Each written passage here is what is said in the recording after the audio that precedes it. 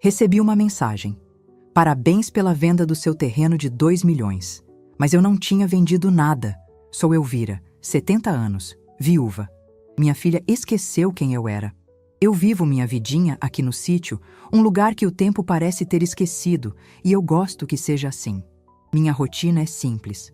Acordo com os galos, rego minhas samambaias, cuido da horta e passo horas conversando com o retrato do meu falecido Jorge, que fica na parede da sala. Ele sempre sorri de volta para mim, com aquele bigode orgulhoso. Foi ele quem comprou o terreno. Ah, o terreno! Aquele pedaço de terra no Morro Alto não era só mato e capim. Era o suor do Jorge. Ele trabalhou a vida inteira, de sol a sol, como motorista de caminhão, economizando cada tostão furado. Elvira, ele me dizia, limpando a graxa das mãos. Um dia eu vou comprar aquele morro, e de lá a gente vai ver o mundo. E ele comprou. Pagou em tantas prestações que eu perdi a conta. Nos últimos 20 anos, o terreno, que era longe de tudo, virou ouro. A cidade cresceu, e o nosso Morro Alto virou loteamento de luxo. Mas para mim, era só o sonho do Jorge. Era a nossa segurança, o futuro da nossa família. Família! Que palavra engraçada! Minha família era a Sandra, minha única filha. Criei com todo o amor, dei estudo do bom e do melhor. Mandei para a capital, e ela foi.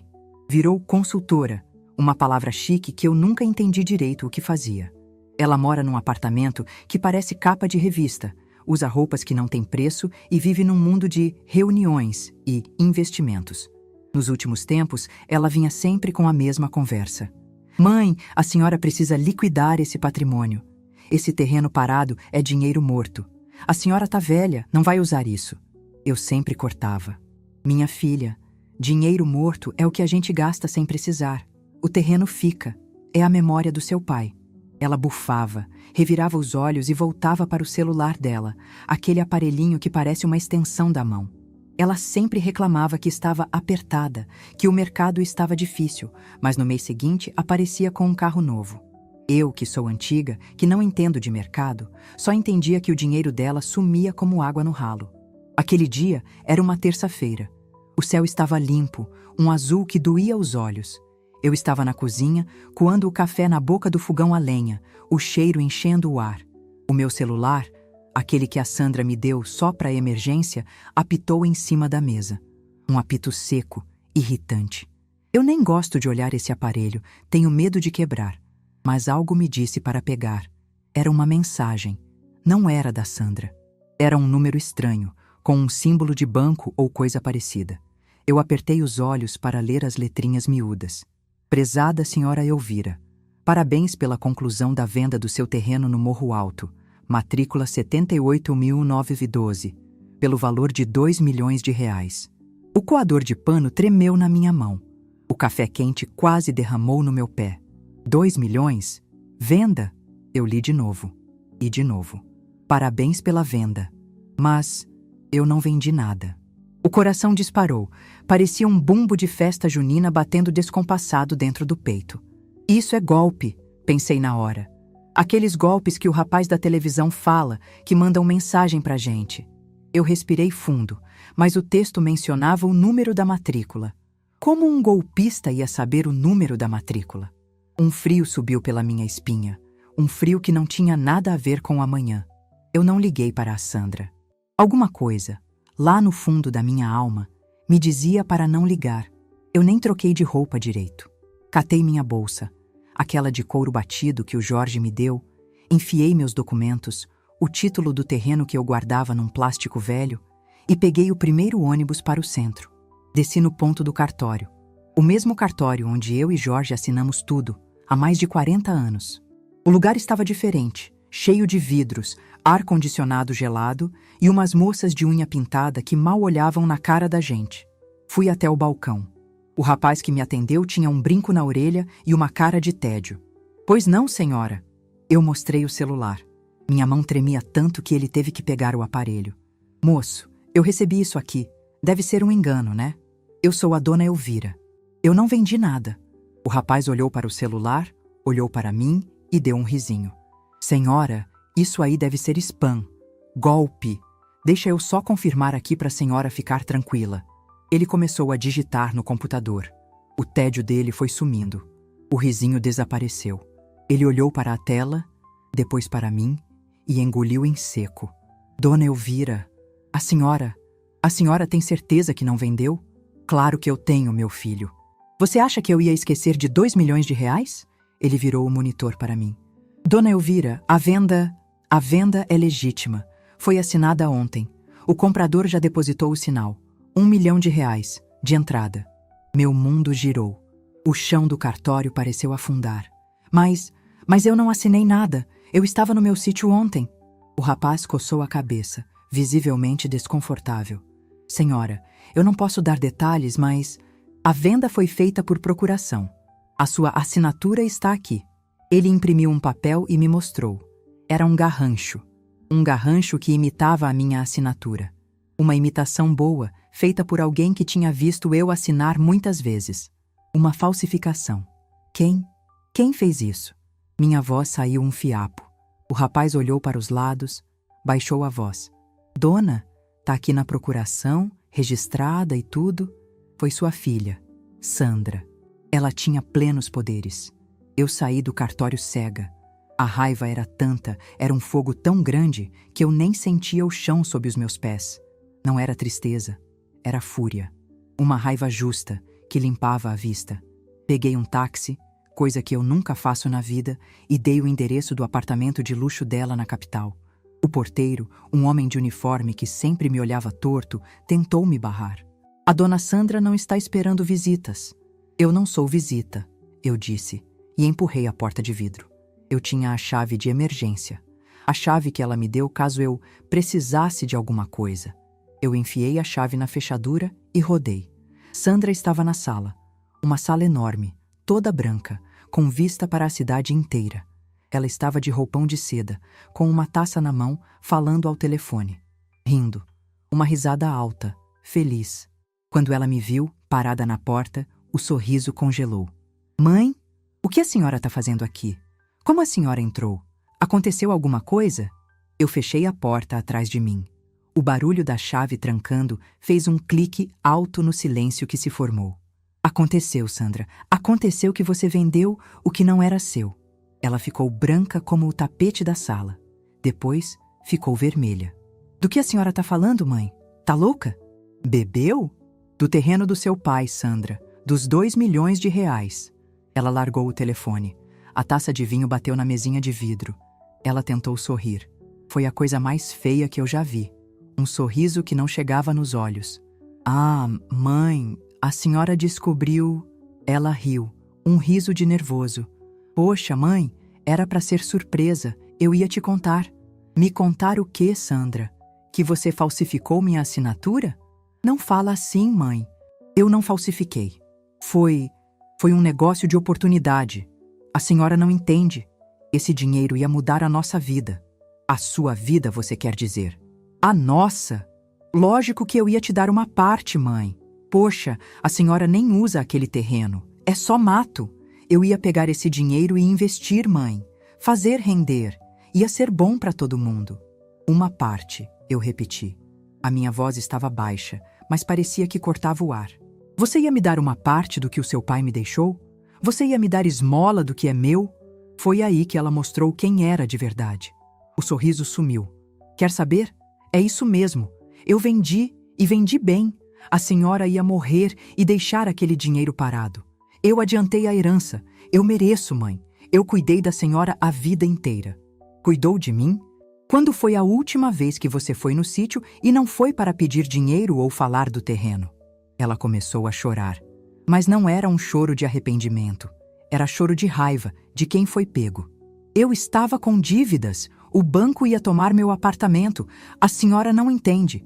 Eu fui andando até ela, devagar. Ela foi recuando, até bater as costas na parede de vidro. Eu olhei bem dentro dos olhos dela, tão fundo que o choro dela secou na hora. Naquele instante, ela viu. Ela viu que a mãe boba, a velhinha do sítio, que não entendia de nada, tinha morrido ali, naquela sala branca. Você não estava desesperada, Sandra. Você foi gananciosa. Você cuspiu no prato que comeu. Você vendeu a memória do seu pai por um apartamento de luxo e um carro novo. Eu dei as costas. Ela correu atrás de mim. Mãe, espera! Pelo amor de Deus, o que a senhora vai fazer? A gente resolve. Eu devolvo. Devolve o quê? A minha confiança? O meu nome? Eu parei com a mão na maçaneta. Mãe, por favor, o comprador já pagou o sinal, já está assinado, não tem o que fazer. Eu virei para ela uma última vez. Eu vou na justiça, Sandra. Eu vou cancelar essa venda. Ela riu, um riso histérico. Cancelar? Mãe, já está assinado. A senhora não pode fazer isso. A senhora vai me processar? A sua própria filha? Eu olhei para ela. Você acha que não? Ela achava que eu era só uma velha. Ela esqueceu quem eu era.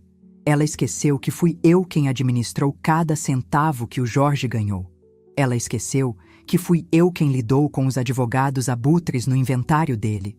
Ela esqueceu que quem cuida de orquídea sabe que às vezes, para salvar a planta, a gente tem que cortar a raiz podre. Ela estava muito enganada. Eu saí do prédio dela e o ar da capital parecia sujo, pesado de fumaça e de mentira. O porteiro, aquele que me olhou torto, agora me olhava com o canto do olho, como se eu fosse uma louca que tinha escapado. Talvez eu estivesse. Mas era uma loucura de clareza, não de confusão. Eu não peguei o ônibus de volta para o sítio. Meu sítio era meu lugar de paz, e eu não ia levar aquela sujeira para lá. Não ainda. Minha cabeça, que antes estava pegando fogo de raiva, agora parecia um bloco de gelo. Fria, calculando. Sandra achou que eu ia para casa chorar no travesseiro, me lamentar, e depois de uns dias, aceitar a parte que ela ia me dar. Ela achou que o fato estava consumado. Sandra, minha filha com diploma, que entende de mercado, esqueceu a lição mais básica que o pai dela me ensinou. Nunca se mostra o jogo antes da hora. E o jogo dela estava todo na mesa. O meu estava só começando. Eu fui andando pelas ruas do centro. Ignorei os táxis. Eu precisava pensar, e eu penso melhor com os pés no chão. Eu não podia ir em qualquer advogado de porta de prédio, desses que anunciam divórcios rápidos. A Sandra tinha dinheiro, tinha contatos na cidade. Ela ia me engolir num tribunal, ia me pintar de velha caduca, de mãe que não entende os negócios. Eu precisava de alguém que não devesse favor para ninguém. Eu precisava de alguém da velha guarda. Só tinha um nome na minha cabeça: Doutor Arnaldo. Doutor Arnaldo era do tempo do meu Jorge, um advogado de 80 anos que ainda usava terno de linho e relógio de bolso. O escritório dele ficava num prédio antigo, daqueles com elevador de porta de grade, que a gente tinha que fechar na mão. Diziam que ele estava aposentado, que só cuidava das roseiras. Mas eu sabia que ele ainda ia lá, ler o jornal, como ele dizia. Ele e Jorge tinham uma amizade de pouca conversa e muito respeito. Jorge dizia: o Arnaldo é o único homem que eu conheço que lê um contrato como quem lê a Bíblia, procurando o diabo nos detalhes. A sala de espera do Dr. Arnaldo cheirava a papel velho e cera de assoalho. Não tinha música ambiente, só o tec-tec de um relógio de parede. A secretária, uma senhora que parecia estar ali desde a fundação do prédio, me olhou por cima dos óculos. O doutor não está agendando, minha senhora. Eu sei, minha filha. Eu não vim agendar, eu vim falar com ele. Diga que é Elvira, a mulher do Jorge do Morro Alto. Ela me olhou com pena, mas foi. Demorou 1 minuto e a porta de madeira pesada se abriu. Elvira? A voz dele era como cascalho. Entre. Achei que vinha me trazer um bolo de fubá. Mas essa sua cara não é de quem vem trazer bolo. O escritório dele era escuro, cheio de livros do chão ao teto. Ele mandou eu sentar e não disse mais nada. Ele só me observou, com aqueles olhos fundos, enquanto eu abria minha bolsa. Eu não chorei. Eu não gritei. Eu botei o papel do cartório em cima da mesa dele. O papel da venda. Botei o extrato da mensagem do banco e disse com a voz mais firme que eu tinha: Doutor, a Sandra vendeu o terreno do Jorge, sem minha ordem, falsificou. Ele pegou os papéis, puxou uma lupa da gaveta, leu de novo, tirou os óculos, limpou os óculos, pôs de volta. Elvira, ele começou devagar. Isso é feio, isso é muito feio. Eu sei, doutor. Eu quero o terreno de volta. Ele se recostou na cadeira, que rangeu como um aviso. Elvira, vou ser honesto com você. Como eu era com o Jorge. Isso aqui é um pesadelo. Você sabe o que é um terceiro de boa-fé? Eu balancei a cabeça. É o homem que comprou. Ele foi no cartório, viu uma procuração que o cartório aceitou como válida e pagou. A lei protege ele. Ele não tem culpa se sua filha é uma... Continue, doutor. Pode falar.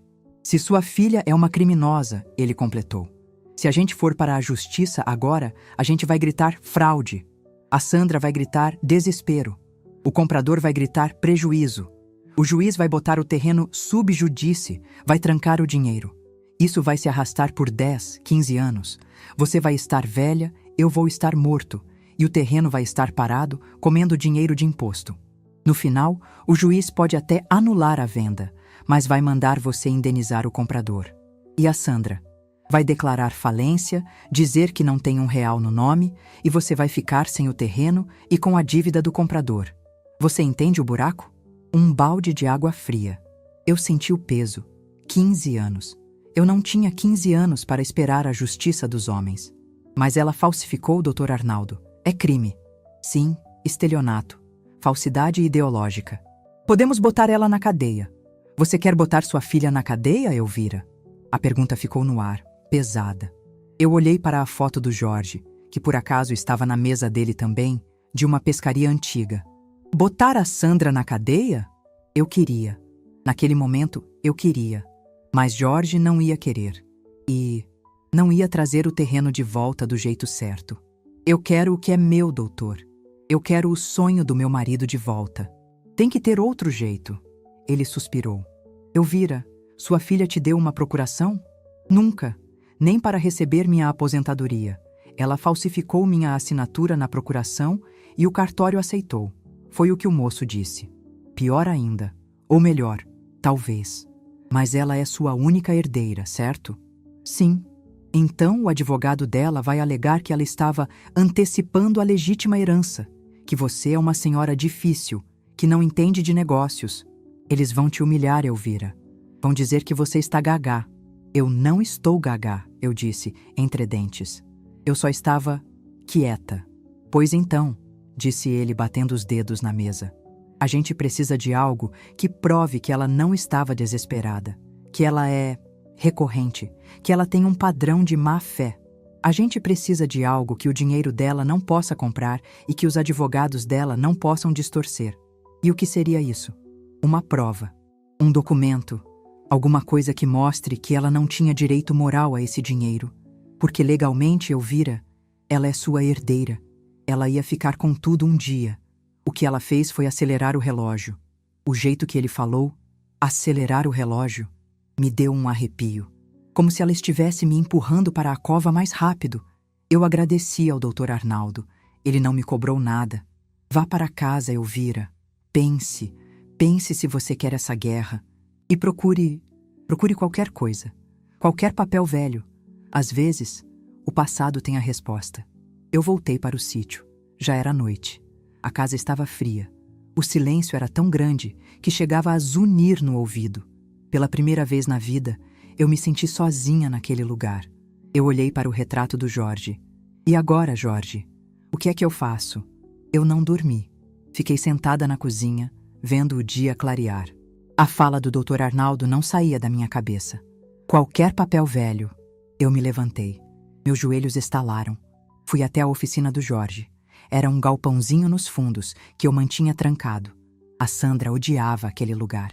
Credo, mãe, que cheiro de mofo e graxa. Joga essas tralhas fora. Mas eu nunca joguei. Era o santuário dele. As ferramentas estavam penduradas na parede, exatamente como ele deixou. O cheiro não era de mofo. Era de trabalho, de óleo, de madeira, de suor. Eu fui até a bancada de trabalho dele. Uma tábua de madeira grossa, toda manchada. No canto, havia uma prateleira com latas de parafusos. Eu puxei uma lata de porcas sextavadas. Atrás dela, tinha um pedaço de madeira solto na parede, o esconderijo dele. Lá dentro estava a caixa de metal, uma caixa de biscoitos antiga, de lata, pesada. A Sandra sabia dessa caixa. Ela achava que tinha dinheiro de pinga do pai. Ela nunca se deu ao trabalho de olhar. A consultora de investimentos achava que o pai era um peão ignorante. Ela não sabia que o Jorge, que mal terminou o primário, tinha a contabilidade mais organizada que muito banco por aí. Eu levei a caixa para a mesa da cozinha. O sol estava nascendo e uma luz dourada entrou pela janela. Eu abri a tampa. Em cima, um monte de papéis de cigarro onde ele anotava coisas. E embaixo estava o poder redescoberto que o Dr. Arnaldo falou. Não era dinheiro, eram cadernos. E um maço de papéis presos com um elástico velho que se partiu quando eu toquei. Eram notas promissórias. Eu arregalei os olhos. Eu lembrava vagamente disso. Cada vez que a Sandra vinha com uma oportunidade de investimento, um curso no exterior, ou precisava trocar de carro para impressionar cliente, Jorge dava o dinheiro. Mas ele, na frente dela, pegava um papel e dizia: "Assina aqui, filha. É só pro forma, pra gente não esquecer." E ela assinava rindo. Rindo do pai caipira e seu controle besta. Ela assinou quando pegou dinheiro para dar entrada no apartamento de luxo. Ela assinou quando pegou dinheiro para a primeira viagem a Nova York. Ela assinou quando pegou dinheiro para abrir a consultoria, que vivia no vermelho. Eu comecei a separar os papéis na mesa, um por um. Os valores eram altos.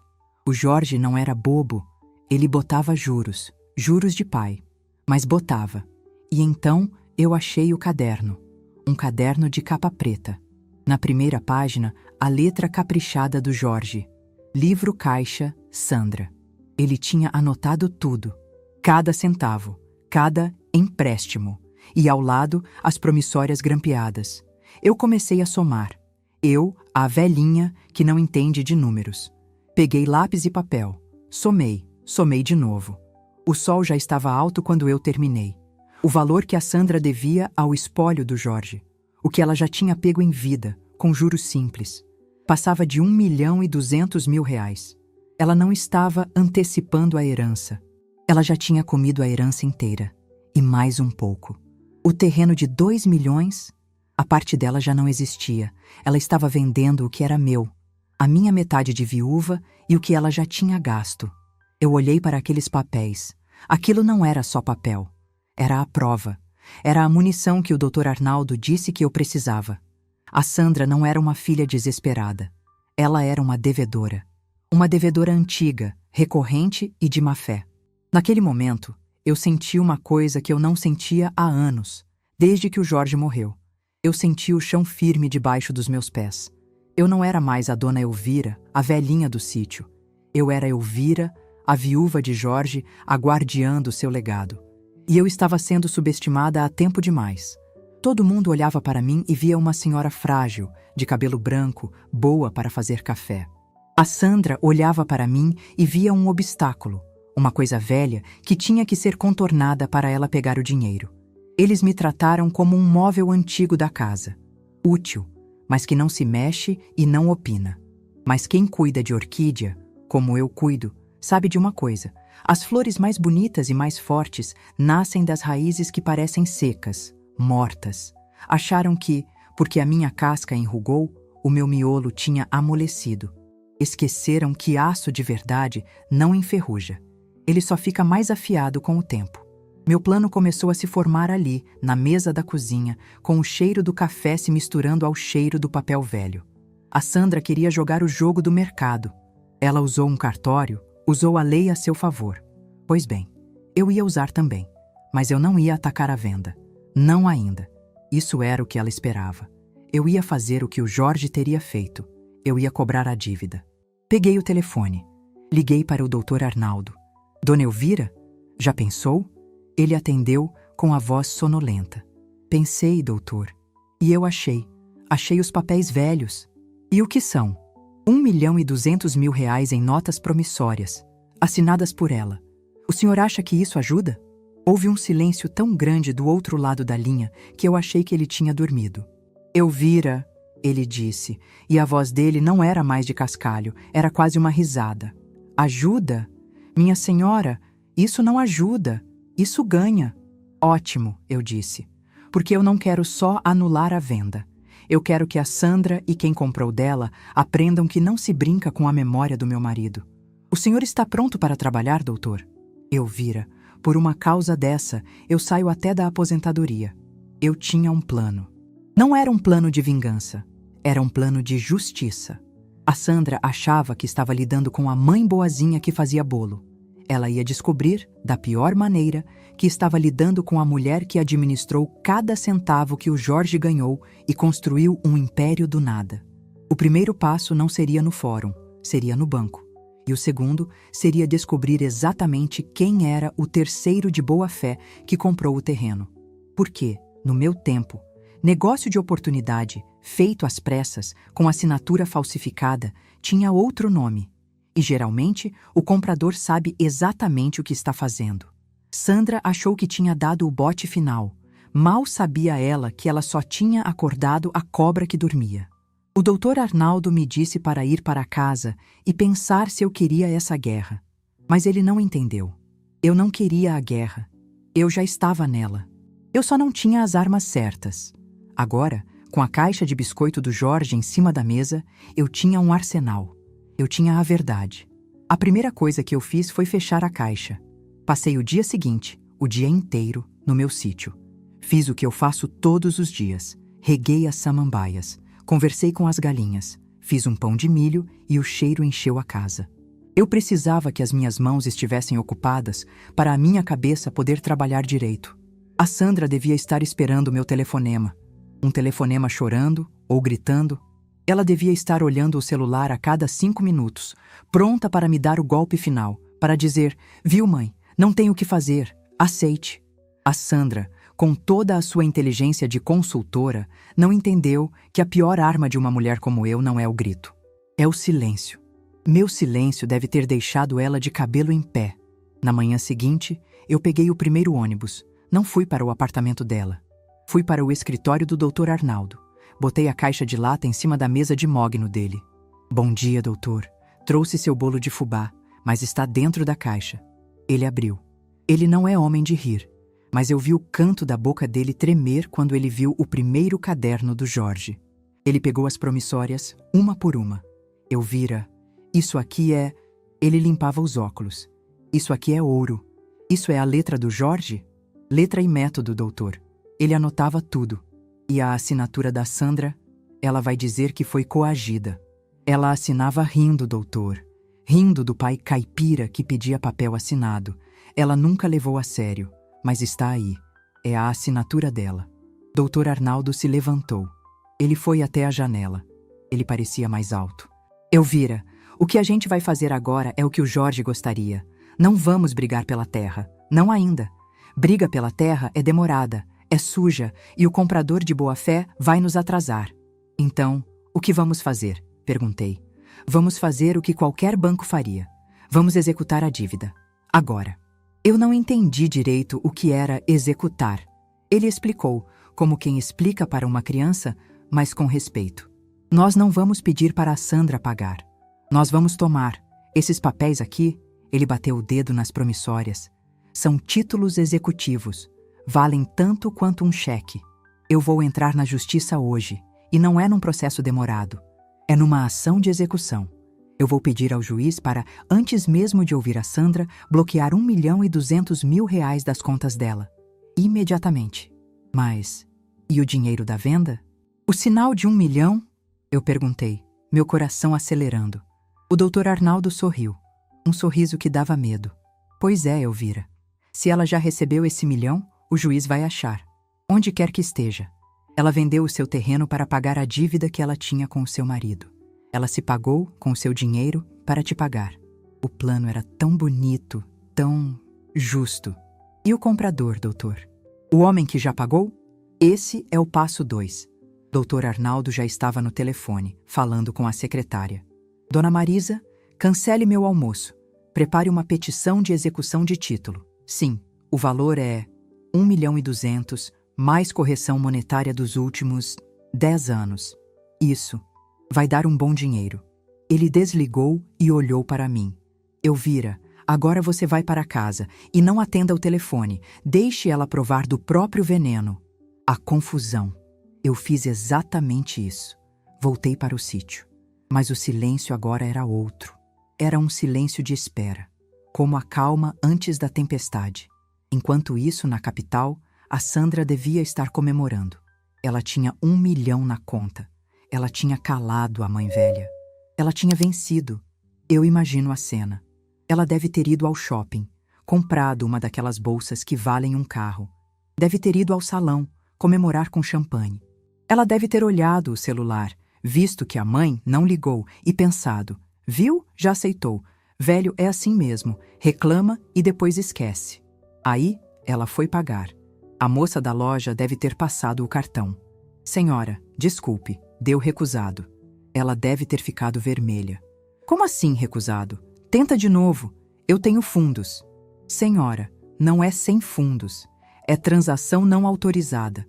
Ela deve ter saído da loja bufando. Pegou o celular para ver o aplicativo do banco. E deve ter visto. O que eu daria para ver a cara dela naquele momento? O saldo estava lá. R$1 milhão que o comprador tinha depositado.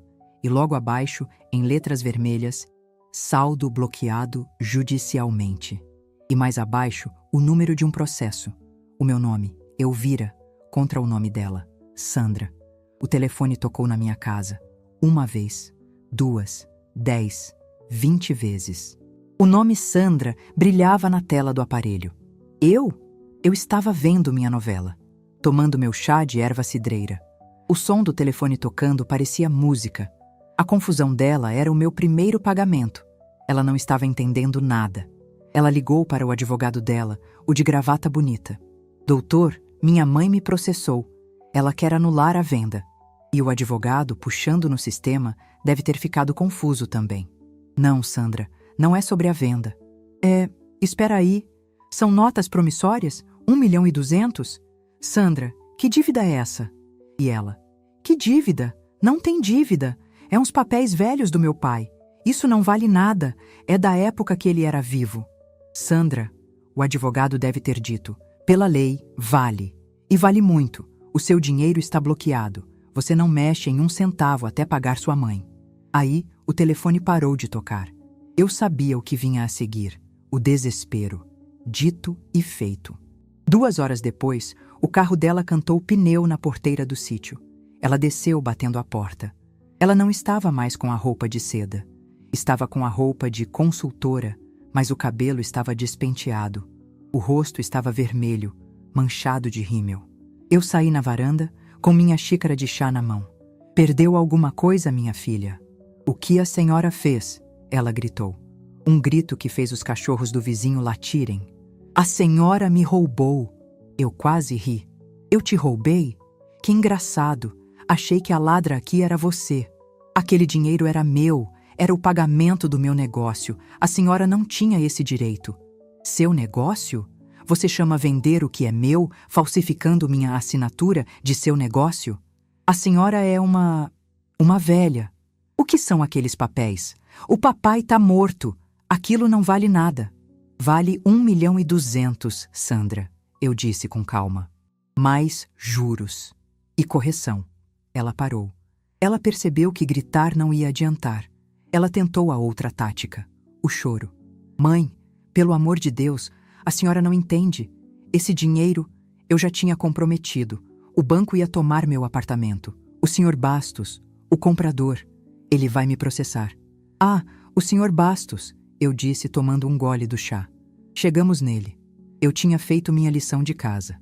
Enquanto o doutor Arnaldo entrava com a execução, eu pedi para ele puxar quem era o comprador. Grupo Imobiliário Novo Horizonte. Um nome chique.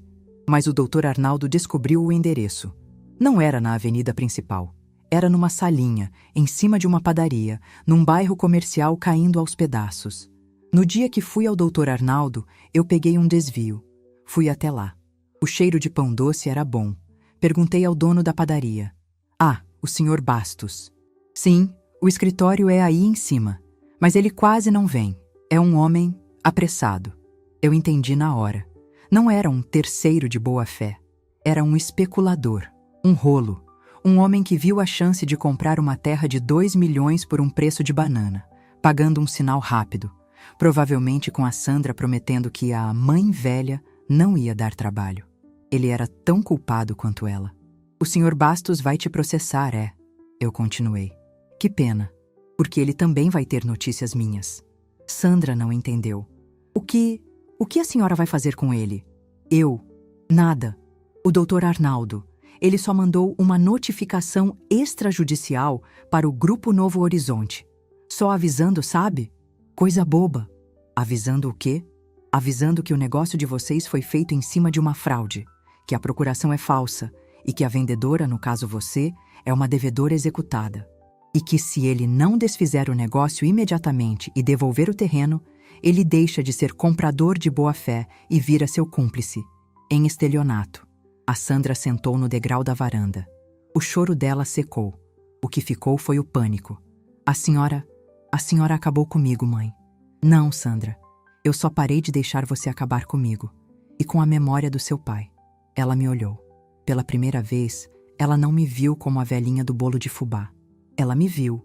E agora? Ela sussurrou. O que a senhora quer? Eu? Eu quero o que eu sempre quis. O terreno. O meu terreno. Onde o seu pai queria construir uma capela. Mas o dinheiro, mãe? O dinheiro tá preso. O Sr. Bastos não vai querer desfazer o negócio se ele não receber o sinal de volta. E eu não posso devolver. A senhora bloqueou. Eu sorri. A ironia era deliciosa. Pois é.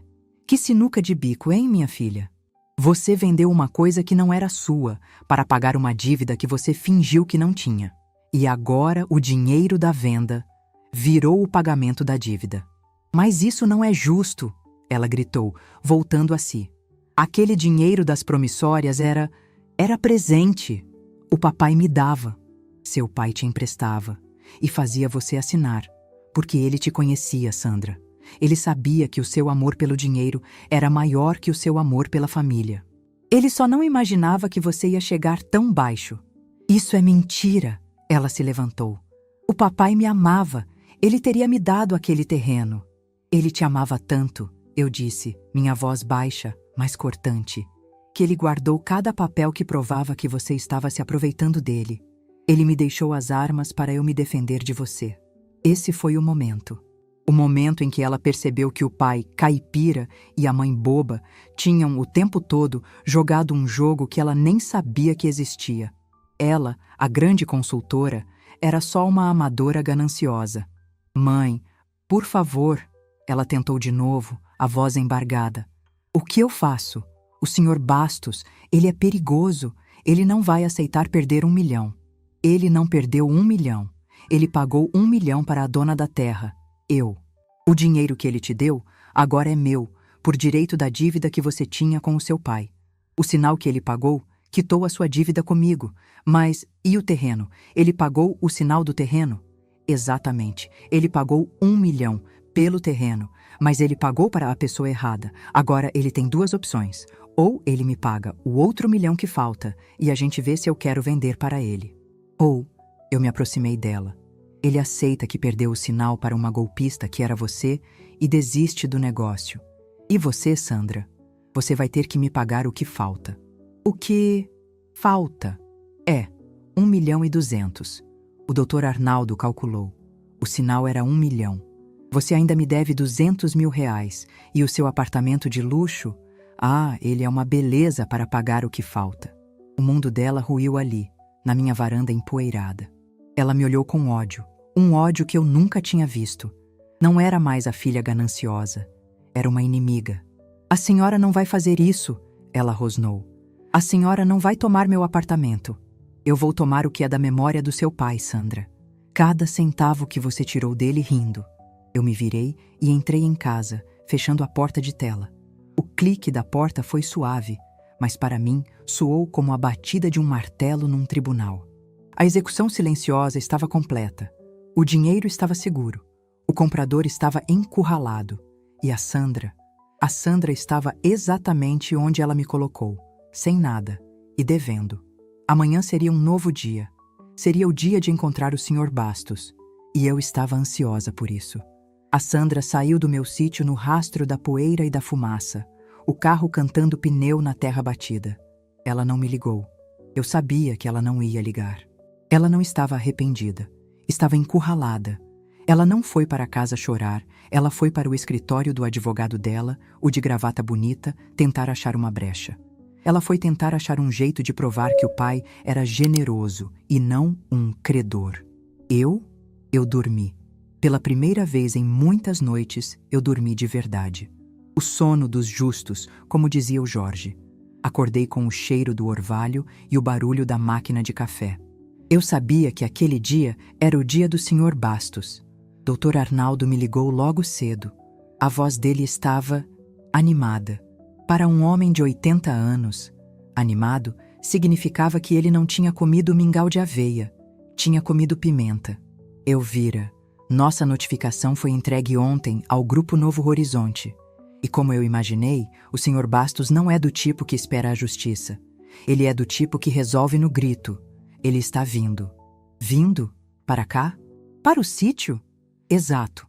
O advogado dele me ligou 5 minutos atrás, bufando. Disse que o cliente dele estava indignado e ia resolver pessoalmente com a senhora. Pois que venha, eu disse, olhando minhas samambaias. A casa é de paz, mas quem mora nela não é boba. O senhor vem, doutor? Elvira, ele riu, um som seco. Eu não perderia isso por nada. Já estou no carro, levo os papéis. Eu nem me arrumei. Fiquei com meu vestido de chita de ficar em casa. Botei a mesa na varanda. Passei um café fresco. Cortei um pedaço de bolo de milho. Se íamos ter uma guerra, que fosse bem alimentada. Não demorou. Um carro preto, que não combinava com a estrada de terra, parou bruscamente na minha porteira. Era um desses carros altos, que parecem um trator de luxo. A poeira vermelha cobriu o carro, como se a terra o estivesse engolindo. Um homem desceu. Alto, gordo, de terno. O terno estava amassado e ele suava, mesmo com o ar fresco da manhã. Ele não parecia um terceiro de boa-fé. Ele parecia um agiota de filme antigo. Era o Sr. Bastos. E, para minha surpresa, do banco do passageiro, desceu a Sandra, pálida, os olhos inchados. Ela não me olhou. Ela parecia um cachorro que apanhou e foi obrigado a voltar para o dono. O Sr. Bastos veio marchando até a varanda, pisando duro nas minhas margaridas. Dona Elvira? Ele não perguntou, ele afirmou. A voz era grossa, de quem fuma muito. Sou eu. Aceita um café, Sr. Bastos? E você, Sandra? Parece que não dorme há dias. O Dr. Arnaldo, que tinha chegado minutos antes e estava sentado numa cadeira de balanço, se ajeitou. Bom dia, Sr. Bastos. Eu sou o Arnaldo, o advogado da senhora Elvira. Bastos ignorou o doutor. Ele botou o dedo na minha cara. Um dedo grosso, com um anel de ouro. Escuta aqui, velha. Eu não sei que joguinho você e sua filha estão fazendo, mas eu paguei. Eu paguei R$1 milhão. A terra é minha, e eu quero o resto dos papéis. Eu olhei para o dedo dele. Depois olhei para a cara dele. Primeiro, eu disse, calma. O senhor abaixa esse dedo. Na minha casa, quem aponta o dedo sou eu. Segundo, o senhor não pagou nada. O senhor deu R$1 milhão para ela. Eu apontei para a Sandra, que se encolheu. O senhor foi enganado. Ou melhor, o senhor entrou no golpe. Bastos ficou roxo. Como é que é? Você tá me chamando de golpista? Eu sou um empresário. Eu comprei na lei. Eu tenho uma procuração. Foi a vez do Dr. Arnaldo falar. Ele nem se levantou. Senhor Bastos, o senhor tem uma falsificação. Uma procuração nula de pleno direito. O tabelião que aceitou já foi notificado e vai responder a um processo administrativo por isso. A sua compra não vale o papel em que foi escrita.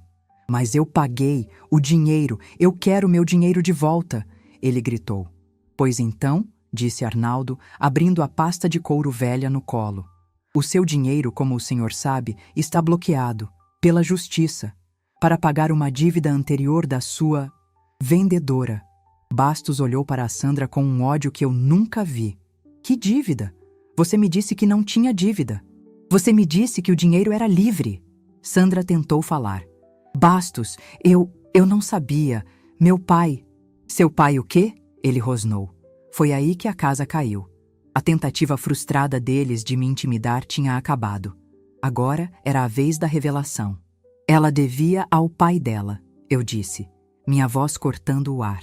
Ela devia R$1,2 milhão, em notas promissórias, assinadas, com juros. Bastos parou. O choque foi visível. Ele é um homem de números. Ele entendeu a matemática na hora. 1.200.000? Exato, disse Arnaldo. O seu sinal de 1 milhão foi uma bênção. Cobriu quase tudo. A justiça foi rápida em penhorar. O senhor Bastos, pagou a dívida da Sandra com o espólio do marido da minha cliente. Bastos ficou em silêncio por um momento. O cérebro dele, acostumado a rolos, estava processando a informação. Ele me olhou. Ele não me via mais como uma velha. Ele me via como uma oponente. E o que eu ganho com isso? Ele disse mais baixo. Nada, eu respondi. Como assim nada? Eu perdi 1 milhão. O senhor investiu 1 milhão, corrigiu o doutor Arnaldo. Investiu na senhora Sandra, o senhor que cobre dela. A minha cliente, dona Elvira, não tem nada a ver com o seu mau negócio. Aí, o verniz de empresário do senhor Bastos caiu. Ele se virou para a Sandra. Sua vagabunda, você me enganou, você me meteu numa armadilha. Eu não. Sandra começou a chorar. Você disse que a velha era senil. Você disse que ela estava num asilo, que era só pegar a assinatura. Você me usou para pagar dívida antiga? E ali, na minha varanda, a verdade toda foi revelada. Não por mim, por ele. Ele não era um terceiro de boa-fé. Ele era um cúmplice. Ele sabia que a venda era torta. Ele sabia que eu estava sendo enganada. Ele só não sabia que a Sandra era uma devedora. Um asilo, Sandra? Eu perguntei. O meu coração, que estava frio, sentiu uma pontada. Você disse que eu estava num asilo? Sandra não respondeu. Ela soluçava. Vocês dois são farinha do mesmo saco, eu disse, me levantando. O bolo de milho continuava intacto. Vocês acharam que iam fazer o negócio da China. Você, senhor Bastos, viu um terreno de 2 milhões sendo vendido na pressa. Achou que ia pagar 1 milhão de sinal e depois enrolar o resto, não é? O senhor é um especulador, um urubu. O senhor não é melhor que ela. Dona Elvira? O doutor Arnaldo me interrompeu com um brilho nos olhos. O senhor Bastos tem razão. Ele perdeu 1 milhão, mas ele tem uma chance de não perder mais. Bastos olhou para ele. Como assim? É simples, disse Arnaldo. O senhor vai assinar agora, de livre e espontânea vontade, um distrato. Um documento que diz que o senhor desiste da compra, que o negócio está anulado. Em troca, a dona Elvira, na sua infinita bondade, desiste de processar o senhor por estelionato e cumplicidade em fraude. O queixo do senhor Bastos caiu. Me processar? Eu que sou a vítima. Vítima? Eu ri. Vítima que se encontra com a vendedora às escondidas? Vítima que aceita uma procuração falsificada sem nem querer ver a velha senil que está vendendo? O doutor Arnaldo foi no seu escritório, senhor Bastos, em cima da padaria. O dono da padaria disse que o senhor só faz negócio de rolo. O senhor não tem cara de vítima. O senhor tem cara de quem foi pego. O choque dele foi total. O descrédito. A velhinha do sítio, a senil, tinha feito uma investigação. Ele olhou para o doutor Arnaldo, olhou para mim, olhou para a Sandra. E ele percebeu que o único caminho de saída era pela porta que a gente estava abrindo. Me dá o papel, ele rosnou. Doutor Arnaldo, como um mágico, tirou o distrato da pasta. Já estava pronto. Bastos pegou a caneta. A mão dele tremia de raiva. Ele assinou com tanta força que quase rasgou o papel. Ele jogou a caneta na mesa. E o meu dinheiro? Ele olhou para a Sandra. 1 milhão que eu te dei. Sandra olhou para mim, desesperada. Mãe, o dinheiro? Tá com a senhora? Devolve para ele. Eu balancei a cabeça. Não, minha filha, o dinheiro está com a justiça, pagando a sua dívida, a dívida do seu pai. O senhor Bastos agora é seu credor. Vocês dois que se entendam. Eu me virei para o senhor Bastos. O senhor perdeu 1 milhão, mas ganhou um aprendizado. Nunca subestime a memória de um homem bom como o meu Jorge. E nunca, nunca mesmo, ache que uma mãe que cuida de orquídea não sabe cortar raiz podre. Ele me olhou, sem ódio, quase com respeito. Um respeito de bandido para bandido. Ele assentiu. Sandra, você tem 24 horas para me pagar. Ou você vai descobrir o que é um Grupo Novo Horizonte de verdade. Ele entrou no carro de luxo, deu ré com raiva, atropelando o resto das minhas flores e sumiu na poeira. O silêncio ficou. Só se ouvia o choro da Sandra. Um choro feio, de autodestruição. Ela estava sozinha, devendo 1 milhão para um agiota perigoso. E ainda me devendo 200 mil reais. E agora, mãe? Ela sussurrou, o rosto manchado. O que eu faço?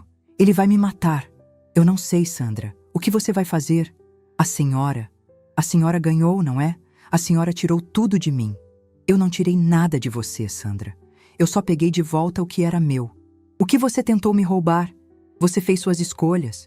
Você se aliou a gente como o Bastos. Você mentiu. Você falsificou. Você me botou num asilo. Eu não tenho para onde ir. Ele vai tomar meu apartamento. Ela gritou. Eu também, eu disse baixinho. O quê? Eu também vou tomar seu apartamento, Sandra, eu disse olhando para o horizonte. O Dr. Arnaldo entra com a execução do restante da dívida hoje. Os 200 mil que faltam. Mais os honorários dele. O seu apartamento de luxo, que você comprou com o dinheiro do seu pai, vai voltar para a família. Ela me olhou, incrédula. O choro dela parou. O que ficou foi um vazio. Ela finalmente entendeu. A mãe boba não estava apenas se defendendo. A mãe boba estava cobrando cada centavo, cada mentira. O poder não era o dinheiro, o poder não era o terreno, o poder era a verdade. E a verdade, como o sol da manhã, estava queimando tudo o que era falso. Como a senhora pode? Ela perguntou. Eu sou sua filha. E você, Sandra? Você era minha filha quando falsificou minha assinatura? Você era minha filha quando me chamou de senil para um estranho? Você era minha filha quando vendeu a memória do seu pai? Eu peguei a xícara de café, que já estava fria. Acabou, Sandra. A sua vida de consultora acabou. O apartamento acabou. O dinheiro fácil acabou. A senhora vai me deixar na rua? Eu vou te dar uma escolha, eu disse. E aquela foi a última gota de misericórdia que eu tinha. Você pode voltar para o sítio. Tem o quarto dos fundos, o do Jorge. Você pode me ajudar na horta e a criar galinha. E com o seu trabalho, você paga o que deve ao Sr. Bastos, se ele aceitar. Ou você pode sumir. Mas o apartamento, você perde. Eu não estava oferecendo perdão. Eu estava oferecendo a realidade. A nova dinâmica de poder estava estabelecida. Ela não era mais a filha de luxo. Eu não era mais a mãe boba. Eu era a dona da terra, a dona do dinheiro e a dona da história. E ela era só a devedora. Ela ficou lá, parada na varanda, enquanto eu entrava em casa para lavar a louça do café. A Sandra ficou ali, parada. O choro dela secou, e o que sobrou foi uma casca vazia, com os olhos fundos de quem viu o abismo. O sol da manhã começou a esquentar, e ela parecia uma estátua de sal, derretendo na minha varanda. Ela não era mais a consultora de luxo. Ela não era mais a filha. Ela era um problema que tinha que ser resolvido. O Dr. Arnaldo se levantou. A cadeira de balanço parou de ranger. Ele ajeitou a pasta de couro, me olhou com um respeito que eu não via nos olhos de um homem desde que o Jorge se foi e apenas assentiu com a cabeça. Eu vira. Meu trabalho aqui na varanda terminou. O resto é no fórum. O senhor toma mais um café, doutor? Eu perguntei já sabendo a resposta. Não, minha senhora. Hoje não. Hoje eu tenho que ir para a cidade executar um apartamento. Ele nem olhou para a Sandra. Ele passou por ela como se ela fosse um vaso quebrado. Ele entrou no carro velho dele, que pegou no tranco, e sumiu devagar pela estrada. Ficamos só nós duas. O silêncio era pesado. Eu podia ouvir os grilos, mesmo de dia. Eu me virei e entrei em casa. Peguei a xícara que o Sr. Bastos tinha recusado e a que a Sandra não tinha tocado, e fui para a cozinha lavar a louça. A água fria correndo nas minhas mãos me trazia de volta para a realidade. Eu ouvi o barulho da porta de tela rangendo. Sandra estava parada na porta da minha cozinha. A cozinha simples, com panela de ferro no fogão a lenha e chão de cimento queimado. O oposto exato da cozinha dela, toda branca e de inox, que ela me mostrou uma vez com tanto orgulho. Eu não tenho para onde ir, ela sussurrou. A voz estava rouca. O Bastos, ele não estava brincando, mãe. Ele vai me achar. Eu sei, eu disse, sem parar de esfregar o pires. Homens como ele não brincam, eles só cobram. Ele vai tomar meu carro. Ele não pode tomar seu apartamento, Sandra. Eu interrompi. O Dr. Arnaldo já vai estar na porta do juiz. O apartamento é meu, ou melhor, é do espólio do seu pai, para pagar o que você ainda deve. Ela entendeu a frieza daquilo. Ela não tinha mais nada, nenhum bem. O carro de luxo, o apartamento, tudo estava comprometido. Ela estava com uma mão na frente e outra atrás, e uma dívida de 1 milhão com um agiota. O que eu faço? Ela repetiu. Eu já te disse. Tem o quarto do Jorge, nos fundos. A enxada está no galpão. O mato na horta está alto. Você pode começar por lá. Ela me olhou com nojo. A senhora quer que eu capine? Eu quero que você pague o que deve. Não a mim, a si mesma e ao Bastos. Você pode trabalhar aqui. Eu não vou te pagar um salário, claro. Mas o que a gente vender a mais na feira, de verdura, de ovo, de pão, eu dou na sua mão. Você junta. E um dia, talvez, você pague aquele homem. Foi a escolha que eu dei. A humilhação de voltar a ser a filha da caipira, ou o perigo de enfrentar o mundo que ela mesma criou. Ela ficou ali, parada, por mais 1 minuto. Então, ela virou e saiu pela porta dos fundos. Eu não a segui. Eu ouvi os passos dela na terra, indo em direção ao galpão. A nova realidade foi se instalando devagar. Nos primeiros dias, a Sandra era um fantasma de raiva. Eu a ouvia quebrar as unhas na terra e chorar de frustração. Ela, que só sabia teclar em celular, não sabia segurar um cabo de enxada. As mãos dela, antes macias de creme caro, encheram de bolhas, depois de calos. Ela não falava comigo, e eu não falava com ela. A gente se encontrava na cozinha. Eu fazia o café, ela comia em pé, em silêncio, e saía para a horta ou para o galinheiro. O cheiro dela mudou. Não era mais perfume francês. Era cheiro de suor, de terra, de mato. O Sr. Bastos? Ah, ele aprendeu a lição dele. O Dr. Arnaldo me contou que ele tentou entrar na justiça contra mim, dizendo que foi lesado. O juiz, um homem antigo também, riu na cara do advogado dele. O distrato assinado era a prova final. Bastos perdeu 1 milhão. 1 milhão que, na verdade, nunca saiu da família. 1 milhão que voltou para o dono, que era o espólio do Jorge. O Grupo Novo Horizonte fechou a salinha em cima da padaria. O padeiro me contou que o Bastos sumiu do mapa, devendo 3 meses de aluguel. Ele aprendeu, da forma mais cara, que não se faz negócio com assinatura de velha senil sem antes verificar se a velha está mesmo senil. E o apartamento? O Dr. Arnaldo foi rápido. Em menos de 2 meses, o apartamento de luxo, todo branco, foi leiloado. Foi vendido por um bom preço. Pagou os 200 mil que a Sandra ainda devia. Pagou os honorários do Dr. Arnaldo e ainda sobrou um bom dinheiro. Eu podia ter pego esse dinheiro. Podia ter comprado um carro novo, reformado o sítio, mas eu olhei para o morro alto. O terreno estava lá, quieto, salvo. O que o Jorge queria com aquele terreno? Segurança. E o que ele queria fazer lá? Um dia, Elvira, eu ainda levanto uma capelinha ali para agradecer. Mas eu conhecia meu Jorge. A fé dele não era de igreja, era de trabalho. Peguei o dinheiro que sobrou do apartamento. Fui na escola técnica da cidade. Falei com o diretor. Eu quero criar uma bolsa de estudos, eu disse.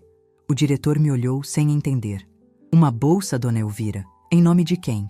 Em nome do meu marido, Jorge Farias. Ele foi motorista de caminhão a vida inteira. Mal sabia ler e escrever quando a gente se casou. Mas ele aprendeu. Aprendeu tanto que os cadernos dele valiam mais que diploma.